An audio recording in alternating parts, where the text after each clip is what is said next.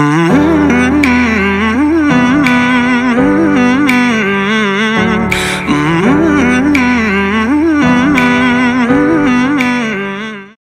c'est Mia et bienvenue dans une nouvelle vidéo. Donc comme vous pouvez le voir, on est de retour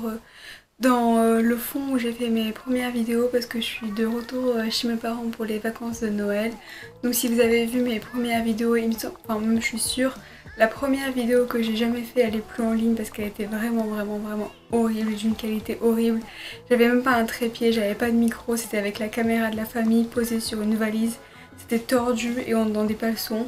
Donc du coup je l'ai enlevée, elle est plus en ligne, mais c'était sur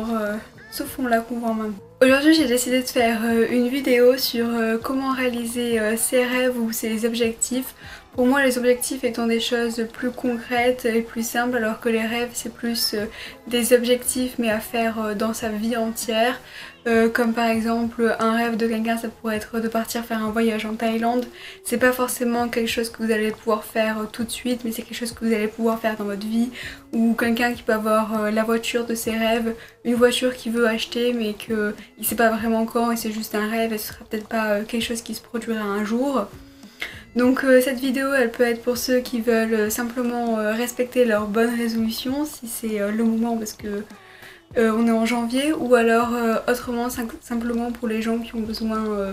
d'un peu plus de motivation pour pouvoir aller de l'avant. Je sais que toutes ces choses elles m'ont beaucoup aidé à moi à pouvoir avoir des objectifs et pouvoir avancer dans l'année et avoir l'impression quand je regarde dans l'année précédente ou même quelques années précédentes d'avoir avancé et réalisé des objectifs et avancer simplement dans ma vie. Une des choses à faire je pense quand on veut se projeter et avoir un objectif ou écrire une bonne résolution, c'est penser d'abord à comment on veut se sentir, comment on veut être dans 12 mois et pas penser ce qu'on veut avoir, penser à partir de comment on veut se sentir.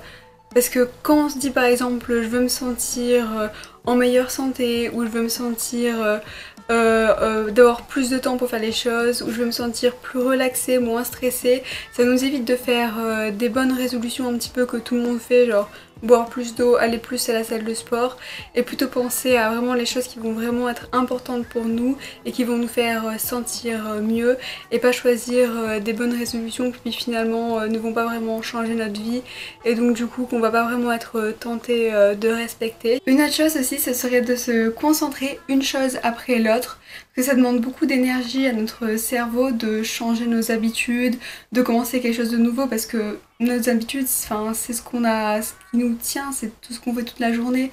Donc du coup, quand on doit changer ça, c'est compliqué pour nous. Donc je pense que c'est bien de choisir une chose, deux choses, trois choses, mais vraiment 3, 5 c'est vraiment déjà énorme. Parce que si on commence à se dire ok cette année je vais faire ça, finalement on va avoir trop de choses à faire et puis notre cerveau va faire genre ok du calme, genre je peux pas changer tout ça et donc du coup on va genre tout abandonner. Donc je pense une chose, trois choses, 5 choses au maximum. Et c'est déjà beaucoup à changer. Ce que je trouve qui m'a beaucoup aidé aussi, c'est de créer entre guillemets un plan d'attaque. Parce que des fois on dit genre ok j'ai envie de choisir ça, puis finalement on sait pas vraiment comment est-ce qu'on va avoir cet objectif, enfin on va réussir à remplir cet objectif. Et donc du coup avoir un plan précis, par exemple si on veut je sais pas, avoir un train de vie plus sain, par exemple au lieu de dire genre oh ok je veux genre être plus en forme l'année prochaine et penser à rien, enfin on va pas vraiment avoir envie de savoir comment le réaliser, on va dire genre ouais ok enfin j'attends d'être en meilleure forme l'année prochaine. Mais si on choisit par exemple de dire bon ok j'ai choisi que tous les mardis j'irai à la salle de sport et que je mangerai quelque chose d'équilibré le midi et le soir, au moins on a un plan, c'est genre bon ok genre pour avoir cet objectif là il faut que je fasse ça, que je fasse ça, que je fasse ça, et genre petit pas par petit pas on va réussir à avoir cet objectif là et on a une idée moins floue et moins vague de comment arriver à cet objectif. Je dirais aussi que c'est aussi important non plus de pas trop planifier, parce que des fois on fait un énorme planning et on planifie chaque petite étape de quelque chose, on passe 3 heures à faire un planning hyper précis genre oui donc dans un mois j'aurais fait ça, dans un mois j'aurais fait ça, premier objectif faire ça, faire ça, faire ça, puis finalement on prend pas trop d'action. Donc planifier mais pas trop précis, pas se dire genre semaine 1 faire ça, semaine 2 faire ça, parce que ça risque d'être contre-productif et on risque d'abandonner après avoir planifié et faire genre bon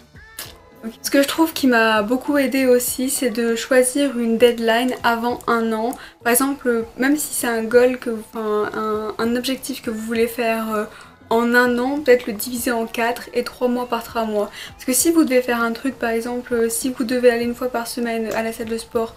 être sûr de l'avoir fait pour dans 3 mois, ça paraît genre oui bon dans 3 mois faut que je commence à me dépêcher genre à le faire, c'est un truc qui va arriver bientôt.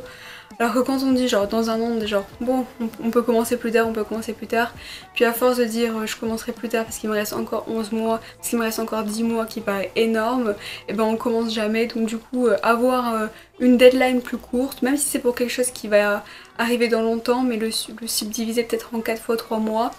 Et au moins 3 mois ça paraît réalisable, il faut déjà commencer à y penser. Moi ça m'a beaucoup aidé parce que au moins je me dis pas,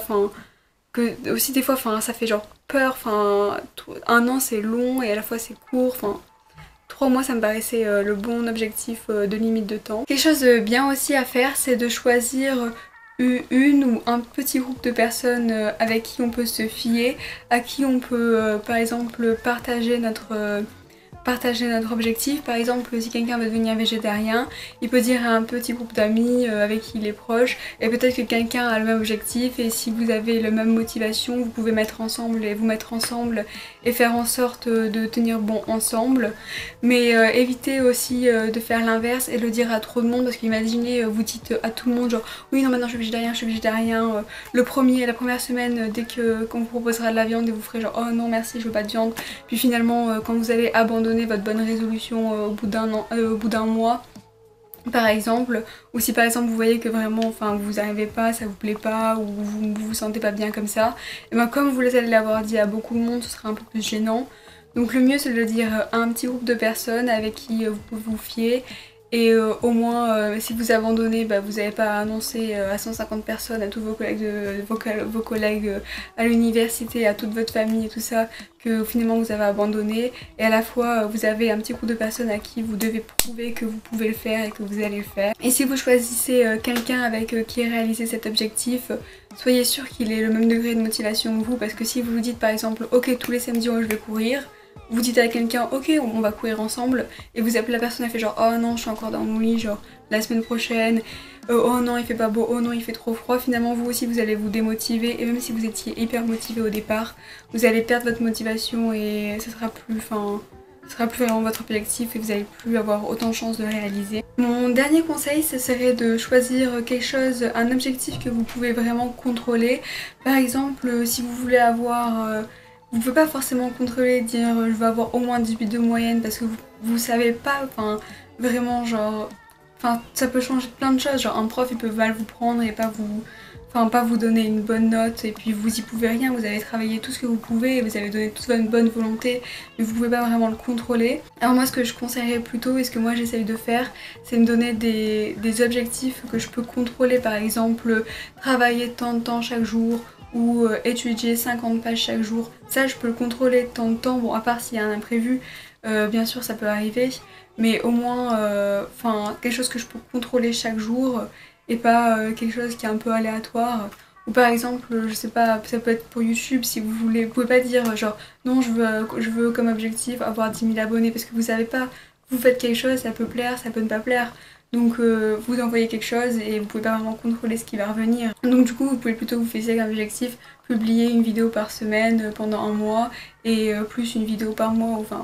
entre guillemets c'est ça. Créer un objectif que vous pouvez contrôler simplement vous-même, et qui n'est pas influencé par l'environnement et par un petit peu tout, par le hasard et tout ça. Donc voilà, c'est tous les conseils que j'aurai pour aujourd'hui pour pouvoir réaliser ses objectifs, ses rêves, et respecter si possible un maximum de temps ses bonnes résolutions. Un objectif que vous avez réalisé dont vous êtes fier, et un futur objectif que vous voulez réaliser. Pour moi, un objectif que j'ai réalisé dont je suis fière, c'est d'avoir réussi médecine, et un objectif que je veux réaliser, c'est finir tous mes examens de cette année avant septembre de l'année prochaine, avant la fin de la session de septembre de l'année prochaine. Donc voilà. J'espère que la vidéo vous a plu, n'hésitez pas à l'aimer et à commenter,